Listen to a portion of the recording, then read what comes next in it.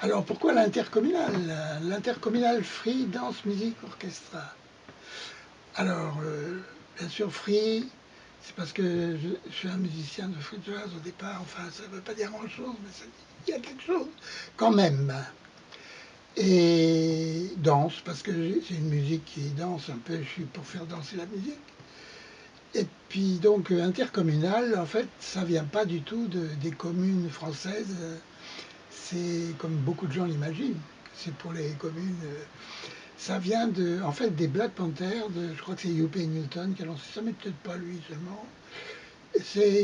Ils appellent ça l'intercommunal. Pour eux, c'est la lutte de toutes les communautés aux États-Unis.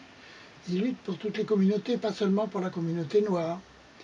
Et donc, voilà, c'est ça qui m'a donné l'idée de ce titre.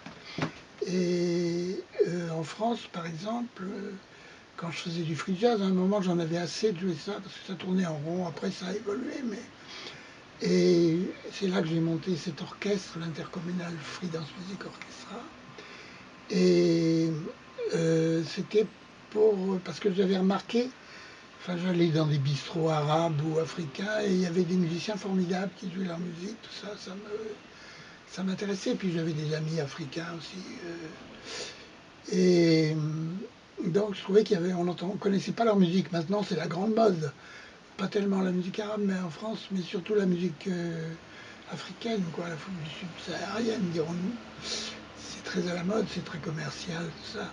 Mais à l'époque, on ne connaissait pas. Et donc, j'ai monté cet orchestre avec trois musiciens, justement, deux Africains, c'est-à-dire Ramadolphe, le trombone, et Joe Maka, saxo, et avec Gem qui jouait des percussions, qui était algérien. Et j'ai commencé à écrire des musiques, parce que moi, les musiques de ces pays m'intéressaient aussi. Il y avait ce désir d'intégrer cette musique dans le jazz, quoi. Et donc, on a commencé à tourner comme ça, un peu. Et voilà. D'accord. Quelle est l'influence, par exemple, de ces musiques-là sur tes compositions ou sur la musique que vous jouiez, par exemple? Ben, oui, ce que je pense, c'est que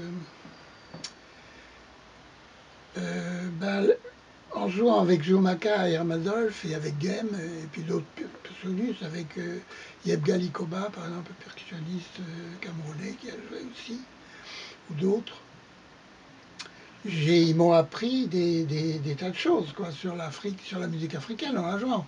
Parce qu'on jouait des compositions de Ramadolph, par exemple, de Joe Maka. On jouait pas seulement mes compositions. Et donc j'ai appris à jouer. Ce que j'ai un petit peu. Je crois que je maîtrise à peu près le high life, mais je connais pas enfin, j'ai pas, je me suis pas lancé à fond dans la musique africaine, mais je connais un certain nombre de choses. Et ça m'a donné envie de composer des choses comme ça. Alors j'ai certains morceaux qui sont très influencés qui sont africains, quoi, mais qui sont à ma façon, et qui respectent un certain esprit de la musique africaine, dans les rythmes, les couleurs, dans l'utilisation de l'espace, voilà. Et en même temps, est-ce que cette activité musicale, elle avait, disons, un prolongement un peu militant ou politique ou d'action un peu politique?